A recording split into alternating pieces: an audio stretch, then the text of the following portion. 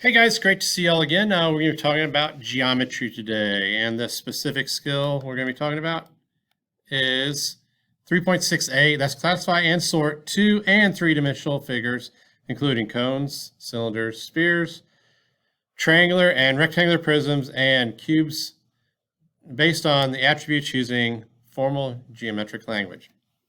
And basically, the I can statement is I can identify 2D and 3D figures.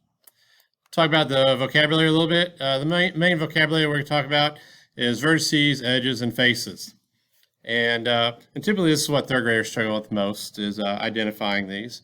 And sometimes in the questions, they may, most of the time we're going to show you a picture of the shape, but sometimes we don't. Sometimes they may not.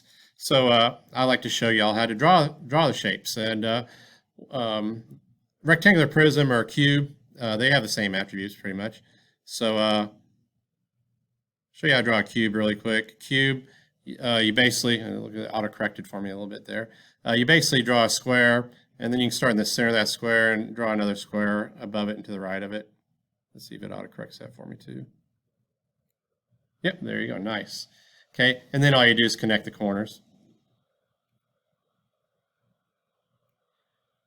And you have a pretty good cube right there, especially when you got an autocorrect in there. So in a rectangular prism, same thing, except basically it's going to be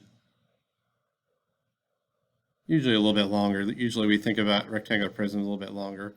Okay, and then since for perspective reasons, I'll draw the back one just a little bit smaller, because when things get further away from us, they did not correct that one. Okay, they get smaller. And you same thing, you connect the corners.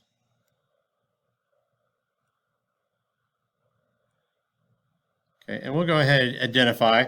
We'll do the cube here since it turned out a little bit prettier. Do the vertices first. I like to circle vertices. That's basically where on 3D shapes is where 3 of the edges meet. So there's 1, 2, 3. That's 4 in the back and the 4 in the front. 1, 2, 3, 4. That's 8 altogether. So it's got a cube or rectangular prism has 8 vertices. Edges. I like to put little tick marks on my edges. So I'll do the 4 in the front. That's 1, 2, 3, 4. 4 in the back would be 5, 6, 7, and 8. And then you got 4 connecting it. That's 9, 10, 11, 12. So a cube or rectangular prism has 12 edges. And then faces. Faces is probably the most difficult. I'm going to go over here to my rectangular prism. I'm going to do the faces here because it gives you a little bit more room. So I'm going to number the face in the front would be face 1. Face in the back, we're going to do face 2. And then this face in the bottom would be 3. The one over here on the left would be 4. The one on top would be 5. And the one over here on the right side would be 6. So that's 6 faces. And it makes it's a little bit easier if you have an actual something that is a rectangular prism. So if you took like a tissue box or something like that, it'd be a lot easier to count the sides because you could draw on them to do it. So it has 6 faces. A cube or rectangular prism has 6 faces. Okay, next thing we're going to do, we're going to watch one of Aaron's videos about, it's a 5-minute math video, and it's going over, it's over geometry. And then I got another video about geometry here. It's a Pearson video. So these are both real good videos. So we'll go ahead and get ready and watch these. This is standard 3.6a in the great state of Texas, and we're using item number 20 off the 2016 released STAAR test. If you have not done so already, please go ahead and take a moment to pause this video, work this problem out on your own, unpause it, and then we will look at our answers together.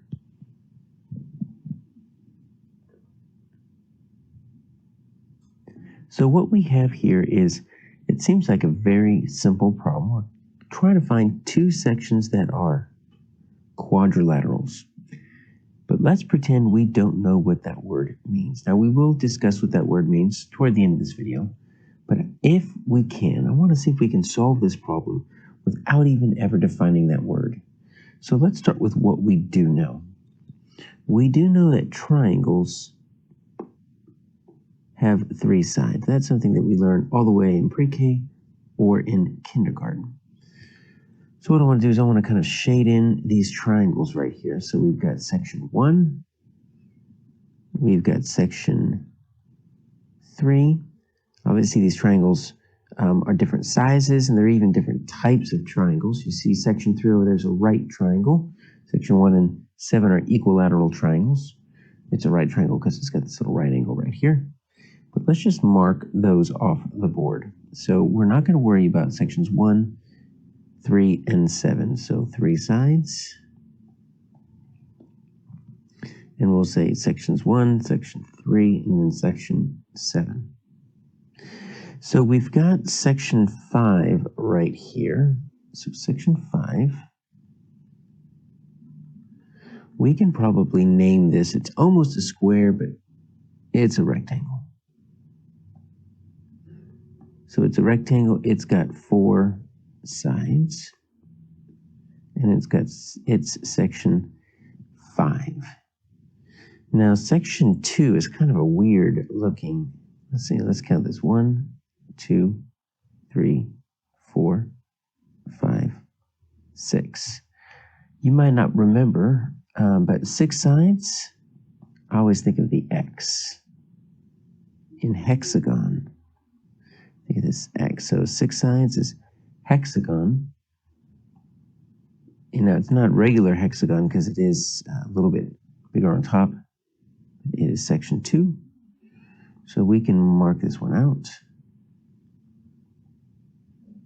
And then we've got section 4. Let's see, it's got 1, 2, 3, 4, 5 sides. So this one's a little bit tricky, but if you can't remember it, it's a pentagon. Pentagon means 5. So pent means 5. There's a military building in Washington called the Pentagon. It's called the Pentagon because it is literally just a huge 5-sided building. So that is section 4. Now we're just down to section 6. And let's just say, I don't know what this is. Section 6 has got 1, 2, 3, 4 sides. But I'm just going to put question mark,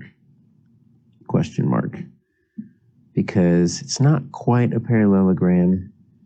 You know what? It might be a trapezoid. Let me just see that. Trapezoid's got 2 parallel sides. That's a parallel side. And that's a parallel side. It depends on if those 2 are parallel. They might be, they might not be. I have to get a ruler out to double check. Parallel means they never touch. And I don't know if they're slanting towards each other or not. But either way, it is 4 sides. And it is section 6. Now, you might be thinking, how does that help? We haven't figured out what quadrilaterals are. But remember, it says there are 2 sections. It can't be this. We know this is triangles, but that's got 3 of the same. And look, pentagon's got 5 sides, but it's only got 1 section, so that can't be it. Hexagon has got 6 sides, but it's only got 1 section. That can't be it. Rectangle and trapezoid both have 4 sides, and they're 1 section each. So guess what this means? This is what a quadrilateral means. A quadrilateral is just a big name for a 4-sided shape. So that is going to be sections 5 and 6J.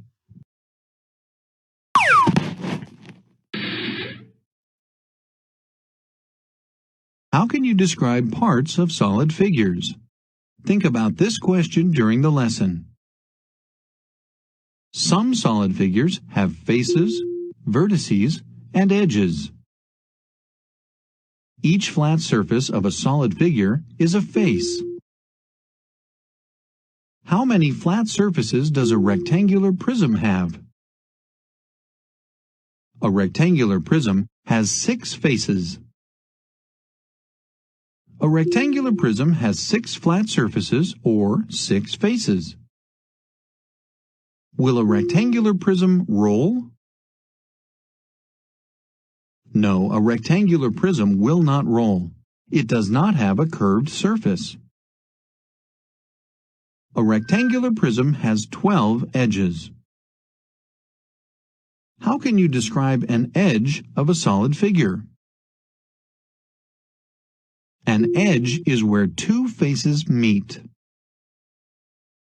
A rectangular prism has 8 vertices. How can you describe a vertex of a solid figure? A corner or vertex of a solid figure is where three or more edges meet. You might confuse the terms face, edge, and vertex. To help you remember, visualize the terms in relation to a room. A face is like a wall. An edge is like the place where two walls meet. And a vertex is like a corner or the point where two walls and the ceiling meet. You now know how to describe the parts of a solid figure: face, edge, and vertex. How many faces, edges, and vertices does a cube have? Try it yourself. Okay, we're going to work on some guided practice here. So follow along as I read. It says, which figure has exactly 5 faces? So we have 4 figures right here, and we'll just go ahead and count the faces. So how many faces does the cube have? Okay, we'll go ahead and count them. So I'm going to start with the back left. That's 1. The back right, that's 2. Then the front right would be 3, and this one that's facing us is 4. Then the top would be 5, and the bottom would be 6. So it has 6 faces. So I think we can eliminate that one. Look at B. Okay, how many faces does a octagonal pyramid have? Okay, well, let's count them. So this is playing trick with my eyes a little bit here. So I'm going to go with this front right as 1, then back right is 2, or back left, I'm sorry.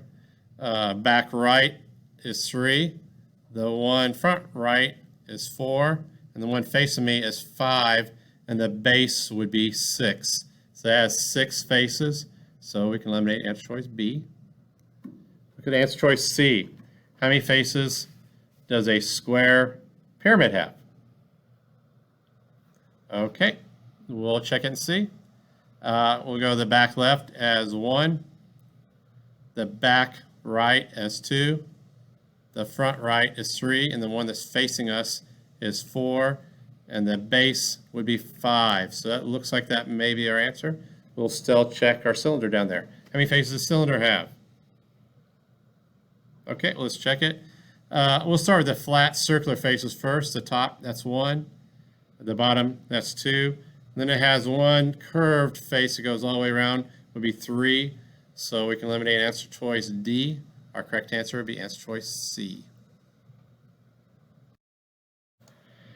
Okay, it's now time to complete your independent practice. I'll put a PDF in there that you can print off and work out the problems. But just take your time, do your very best. There will be a blue puzzle piece after that, and that's where you'll input your answers. That's how we check to make sure you've done it correctly. And so like I said, take your time, do your very best. If you have any problems, send your test teacher a message, either as an email or a message in Schoology, which seems to be the most popular way to contact teacher. And like I said, take your time, do your very best, and best of luck to you.